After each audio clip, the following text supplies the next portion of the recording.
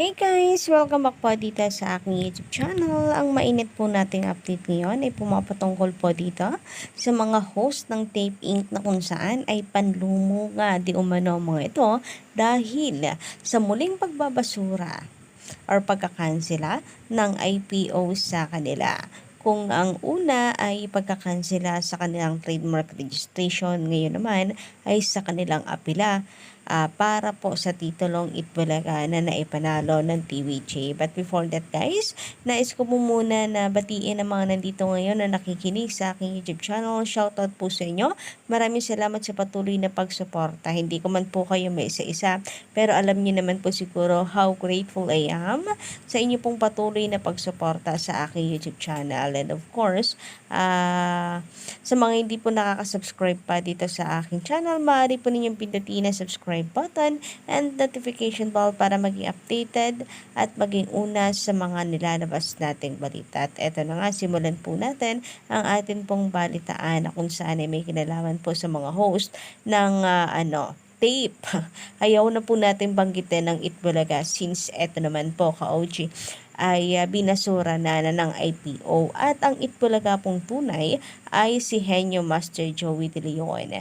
Dahil kung sa bagay, gamitin man po yan ang Tape Inc., mananatili na for merchandise lang naman po sila. Merchandise na nga lang napabasura pa. So, mas matibay ngayon ang hawak ng TVJ dahil for entertainment po ang pinarehistro ni Henyo Master. So, wala naman na nga pong dahilan ang ang IPO para patagalin pa po ang registration ni Henyo Master. Kasi, binasura na po nila ang taping So, sila na rin po ang nagsabi na ang rightful owners po ng titulong Itbulaga ay ang TVJ or si Joey De Leon. Kaya naman, wala nang reason para ipending pa po nila ang application ng registration ni Joey De Leon ng Itbulaga for Entertainment. And ito na nga po ang good news, panalo po muli tayo.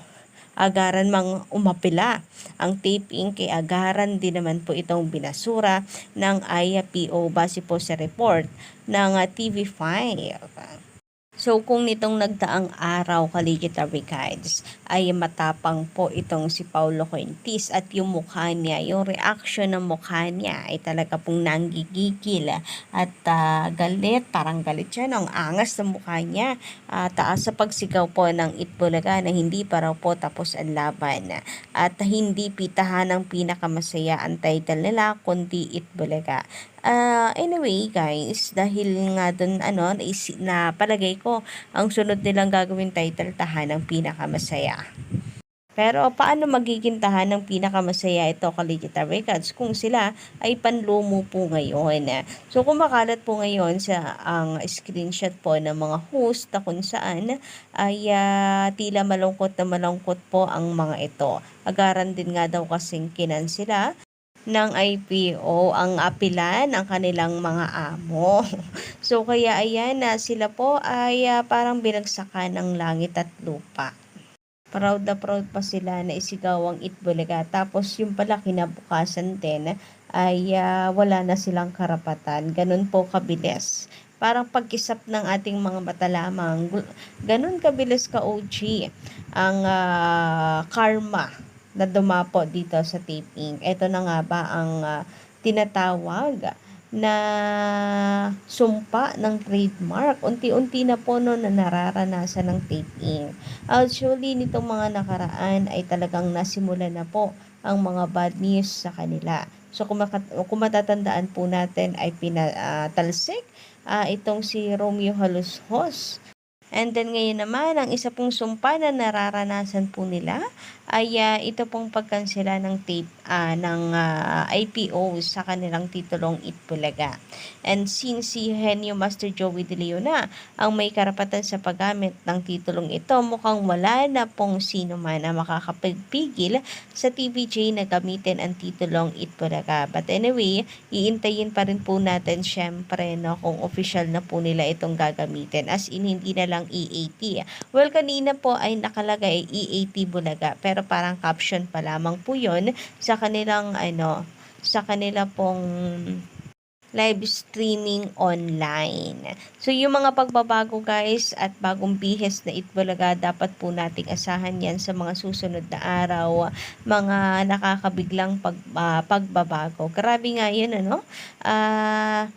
Hindi na po natin iniintay yung tungkol po dito kasi actually akala natin 2024 pa ang mga good news na ganito Collegiate Americans. Pero nung binigla po tayo, eto naman po sunod-sunod tayo ng napakagandang balita para sa napakaagang pamasko sa atin ang nasa taas. Grabe, ngayon Collegiate Americans. Well, anyway, muli congratulations sa TVG and Digital Americans. Very deserve po nila ito, lalong-lalo na po ni Henyo Master.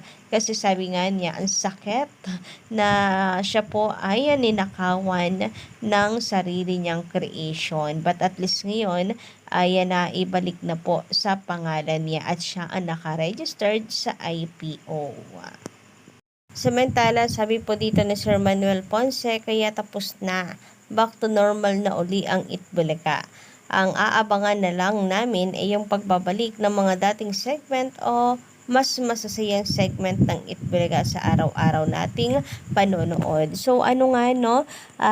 About po sa segment. So, meron pa naman pong copyright infringement ang TVJ and naihayin din naman ni Jenny Ferre yung kanya pong mga pruweba, papeles, no?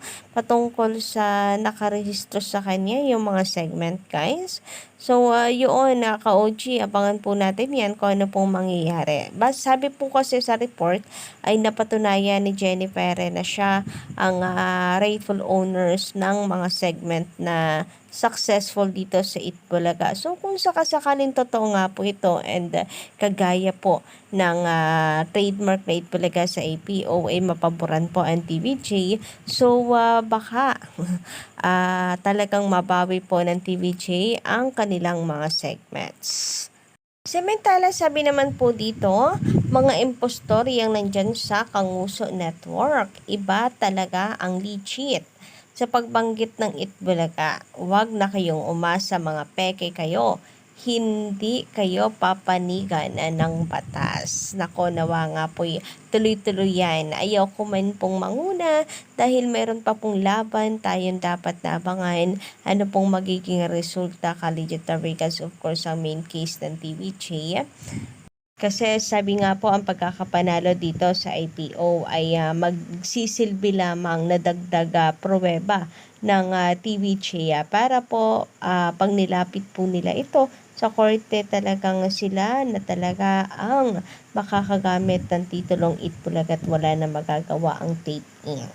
Well, magandang balita po ito. At least, di ba, ang mga ebidensya guys ay nasa TVJ. Plus, live testimony po talaga ng tunay na creator ng Itbulaga. Sabi pa dito kapal nyo, kahit umapila po sila, sa TVJ pa din ang papanigan nila dahil sila ang may likha ng brand Itbulaga, TANGA nila. At ayun na nga ang nangyari. Ito na nga po yung pinag-uusapan natin. Agaran pong pinasura ng IPO ang kanilang apila. Tama po kayo.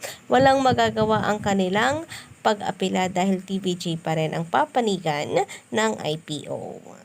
At ang masaklap nga po doon ay hindi man lang po pinatulog, hindi man lang po pinatulog yung kanilang papeles ng isang linggo dito sa IPO para naman ay malubos-lubos nila ang mga huling sandali ng paggamit ng Itbulaga. Pero wala, nagmadali. At sabi kasi ni Paulo Contis, mahaba-haba pa daw. So, ayun, minadali ng IPO.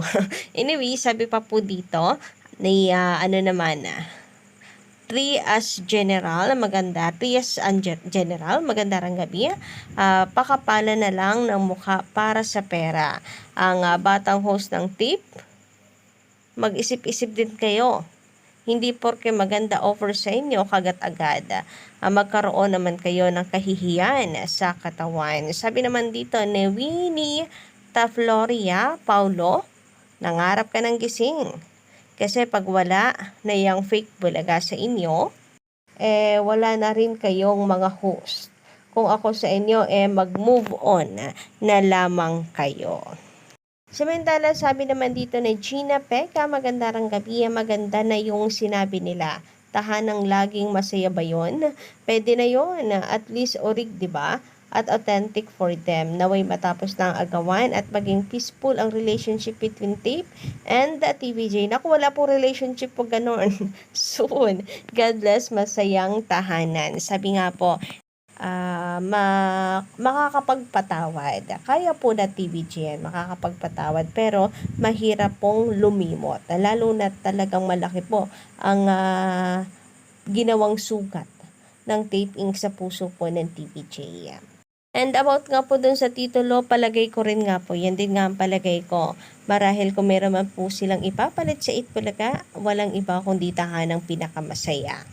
So, yun, palagay ko lang naman, Collegiate Tarvicans, tahanang pinakamasaya ang kanilang magiging titulo. Pwede rin G sa Gedli, bahala sa buhay nila, wala tayong pakialam.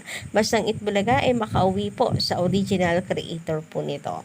So, yun lang muna guys ang ating update ngayong gabi. Don't forget to click the subscribe button and notification bell for more updates.